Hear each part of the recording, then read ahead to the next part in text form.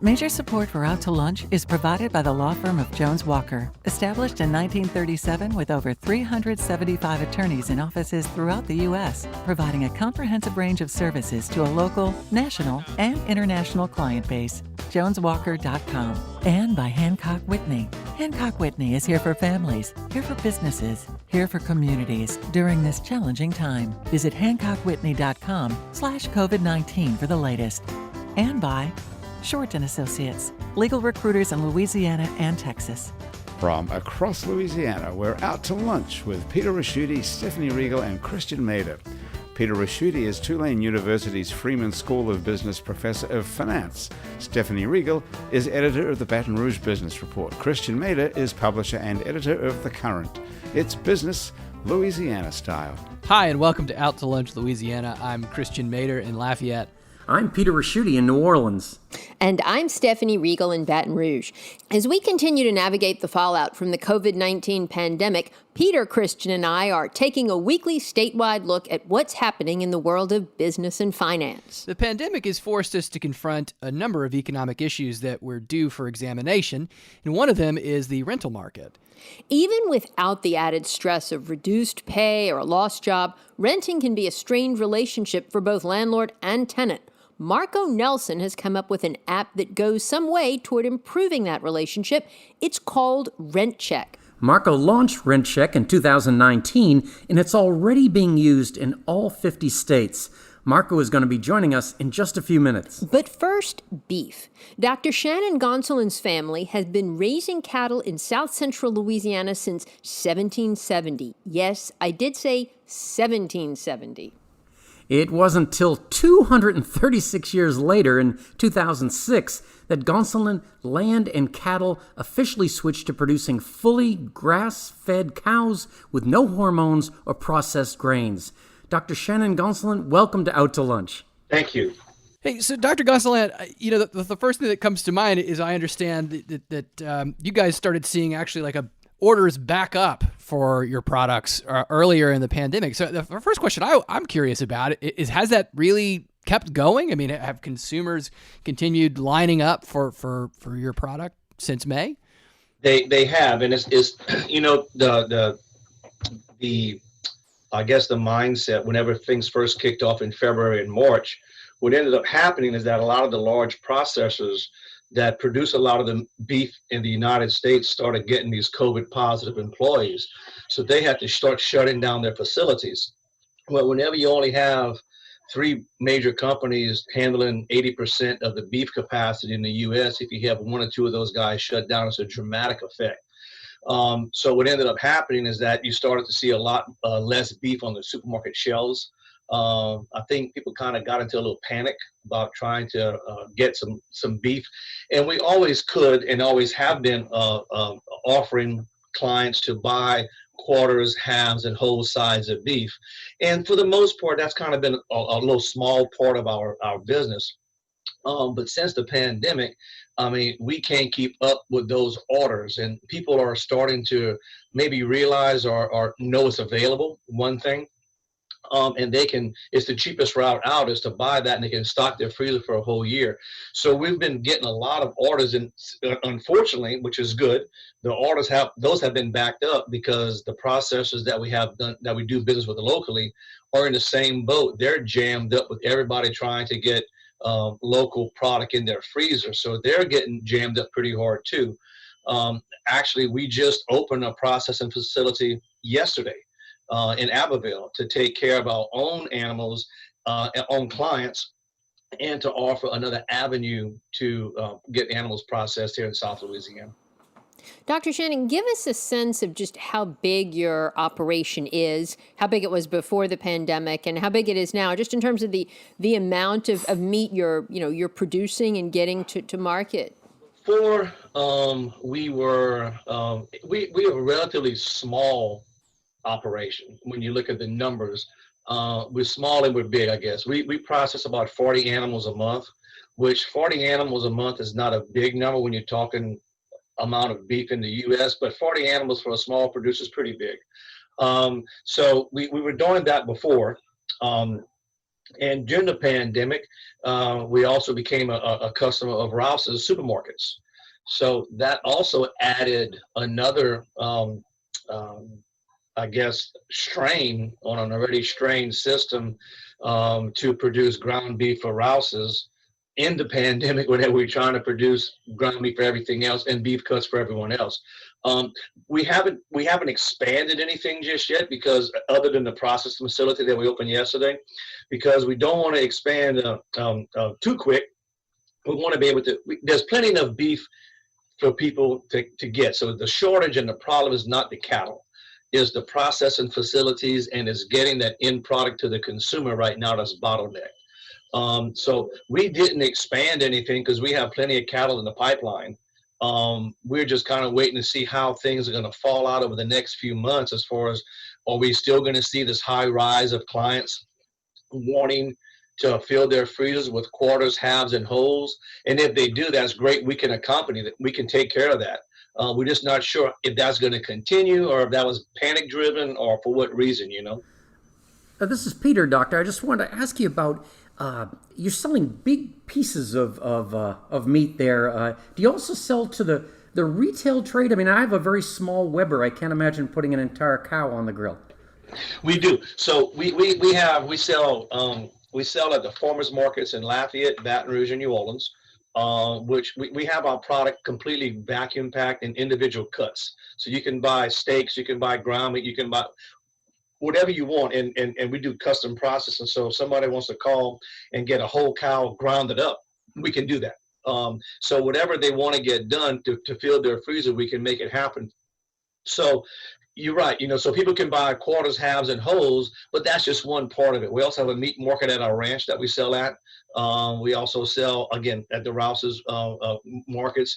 Not all of them, but about 26 of them at this point. And we sell to several restaurants in New Orleans and Lafayette that, unfortunately, those guys got hammered so hard with all this pandemic. I mean, they're not sure which way's up, which is unfortunate, because, you hate to see that happen. So we're just waiting for those orders to start trickling back in.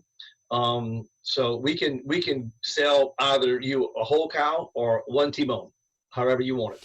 So, Dr. Shen, I mean, something that caught my attention is you're saying that, the processing plant was really the bottleneck. So you guys have opened a processing facility. Clearly, you're, keeping an eye out for whether the trends that you've been experiencing are something that will sustain for the long term, in terms of figuring out how much to scale up what you do, right? So I am curious, though, what happens if the demand doesn't play out, right? Like the moves that you've made to meet the demand in whatever way that you can. How do you scale back? We've heard horror stories, of course, of businesses that have scaled up and then found, okay, well, this situation is no longer what we anticipated, and that could be problematic. Correct. And that's one thing we didn't want to do, is jump into a brand new facility thinking that this COVID response and this COVID buying is going to be the norm. We don't know. So what we're doing with the process facility is also offering to process other people's animals. So it's not just our own, but if Mr. Boudreaux down the road has a calf, he wants to get processed, hey, bring it, we can take care of it for you also.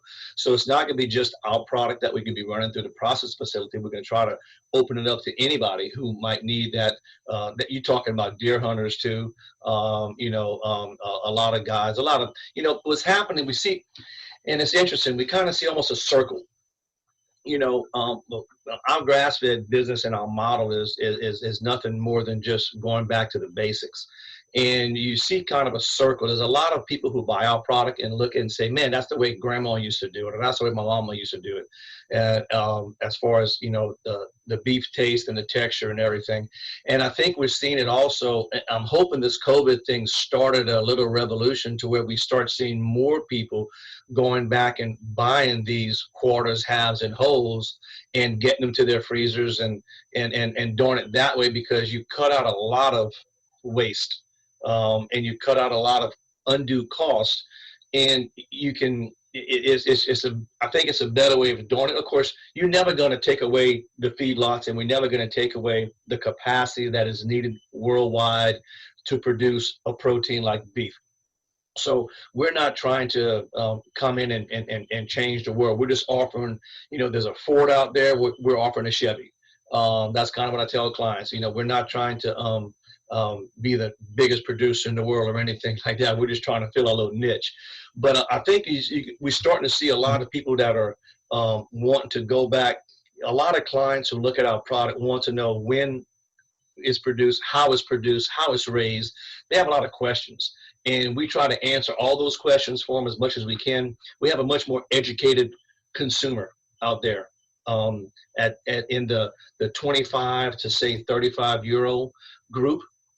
We have that range that wants to know how that animal was handled, how it was processed, was it humanely treated. There's a lot more questions that are out there with the consumer, and we can answer all those. We have clients come out there and pick their own animal if they want to. Now, some do, some don't, but we can have it to that process to where we can have that in your freezer within 7 to 10 days, which nobody else can do as far as the large processors go. It's just too much of a transportation nightmare. So anyway, we have a little niche market, and I think what's happening is that we're going to see, I'm hoping that because this COVID thing pushed people to start buying their own beef in large amounts, that they're going to continue. Now, again, if that's going to continue, I'm not sure.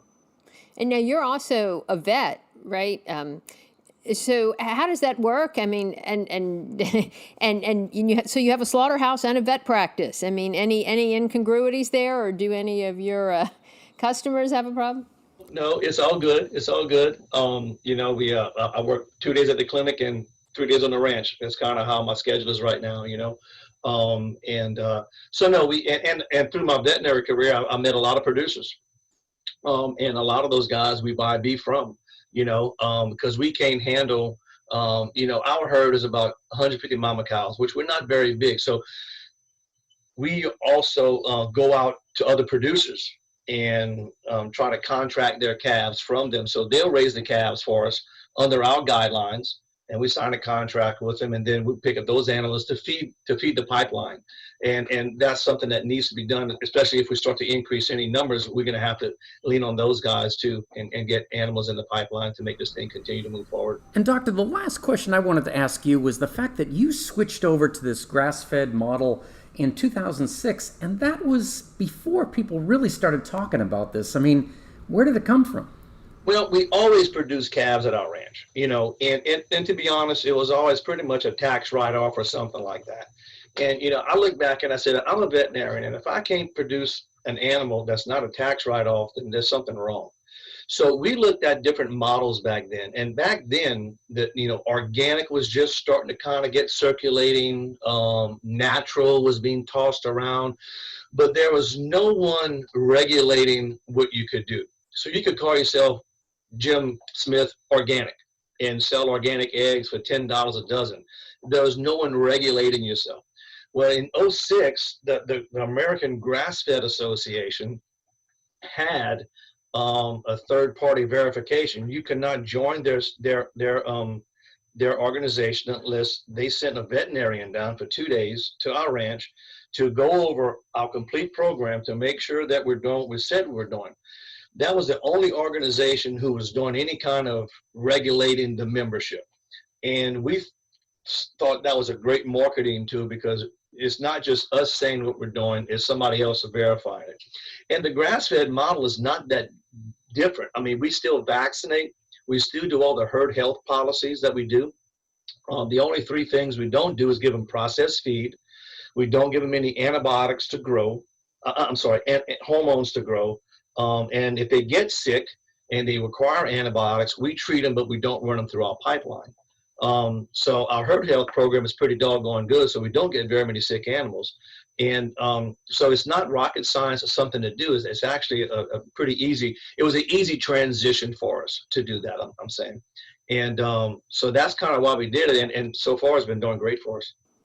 Dr. Shannon, thank you so much. Dr. Shannon Gonsolin is the owner of Gonsolin Land and Cattle, Bayou Teche Veterinary Clinic, and Atchafalaya Animal Hospital. Dr. Shannon, thanks again so much for joining us on Out to Lunch Louisiana.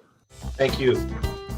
You're listening to Out to Lunch Louisiana with Stephanie Riegel in Baton Rouge, Christian Mader in Lafayette, and I'm Peter Raschuti in New Orleans. If you've ever rented an apartment or an office, you'll have gone through the usually upbeat experience of moving in and the typically much more painful process of moving out.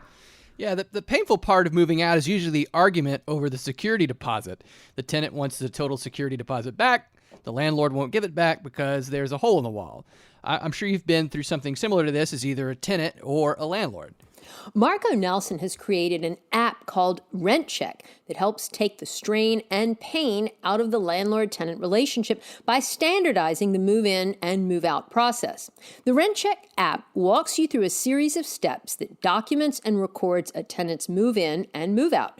Both the tenant and landlord have a set of time-stamped photos that they sign off on, and that simply and efficiently does away with all those ugly disagreements. Marco, such a great product, such a great idea. Welcome to Out to Lunch.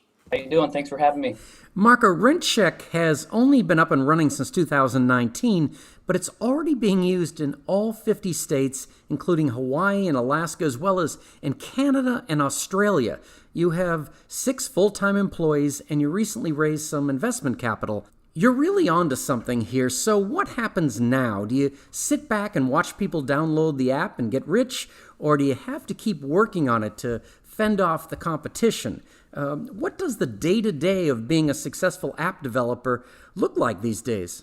Yeah, thanks. I mean, it's never ending. You know, this initial inspection piece is really just the starting point that we thought was the platform that would bridge the gap between renters and the property managers, and was the start of the data collection, so then we could do a lot more things in the future to make the entire rental process a better experience and transparent for all people that are involved. So a lot of, making sure our system can grow and handle the growth that we're seeing, and then also talking to customers, getting feedback, and continuing to develop the product to ensure that we're building towards the long-term future that we want as a company. So walk us a little bit through how this actually works. I mean, is it you set up the app so that tenants and landlords can basically have like a single point of data to work from? But I mean, how do we get the photos taken? How do we make sure that we're properly cataloging all the wear and tear that exists in a rental property? Yeah, great question, and it kind of relates to the growth we've seen during this environment. The way it works, say you're a property manager, we're selling to property management companies right now.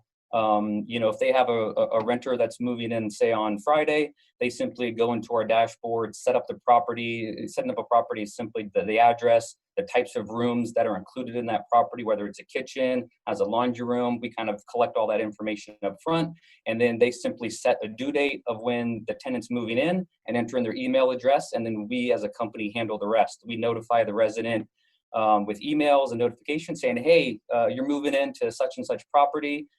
Your landlord wants you to use RentCheck to perform your move-in inspection. And then when the renter signs up, that inspection's preloaded in the app, and we guide them step by step through the property, telling them exactly what to take photos of, how to take those photos, and then ask them questions about that specific object they took a photo of. Say it's the front of a fridge. We'll ask them, are there dents in the fridge? Rate the condition, do the lights work, etc. They document the entire property, and then all of those photos they sign off on are uploaded to the cloud, and the landlord gets a notification once it's complete, can review it and say, okay, we both agree that this is what it looks like at move in.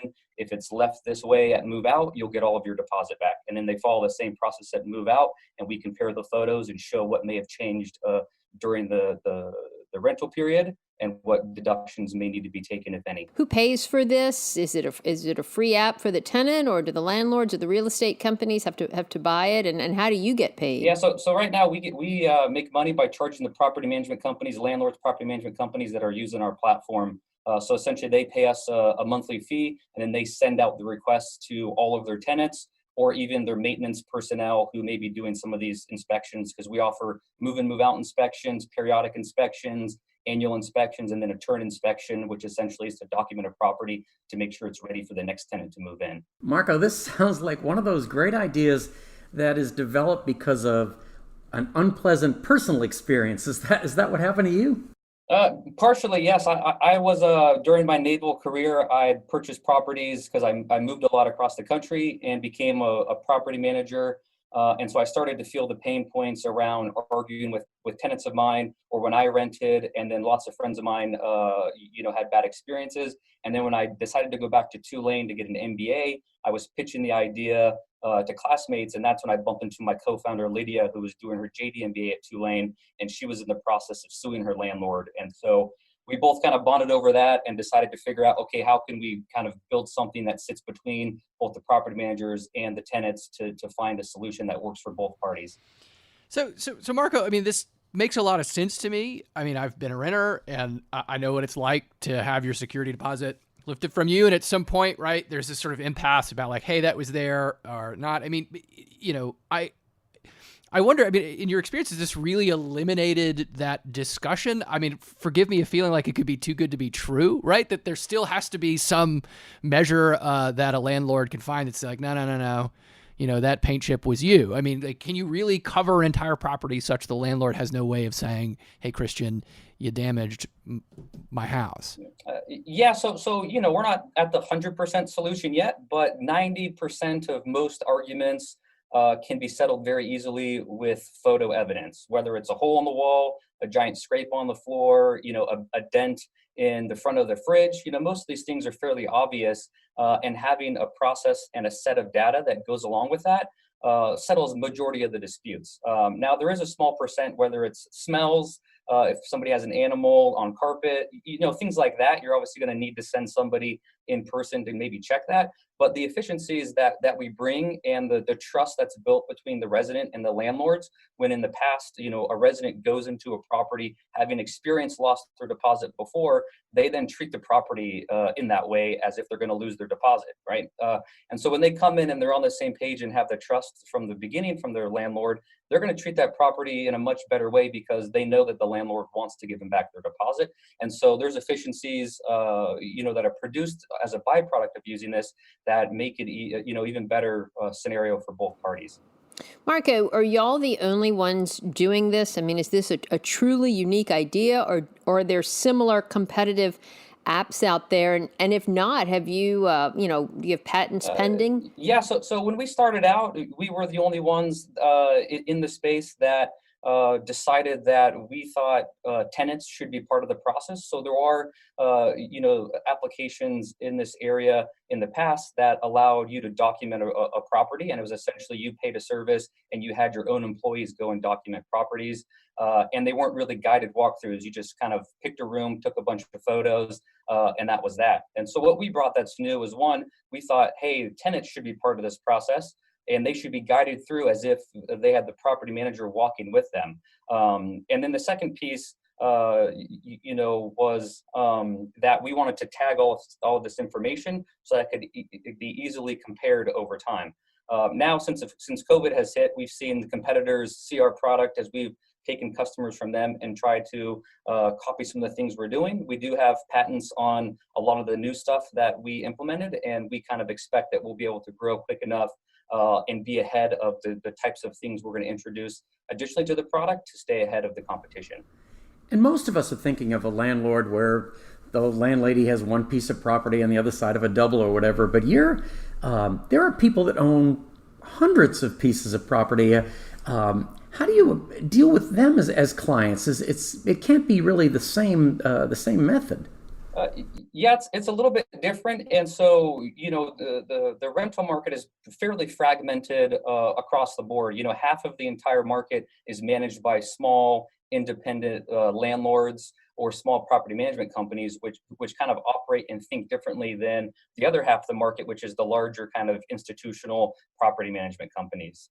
And so we've kind of, built our product in a way that we can onboard and self-serve the smaller property management companies and the individual landlords. We offer, you can sign up, use it on one property for free, and then as you add more properties, you have to start paying.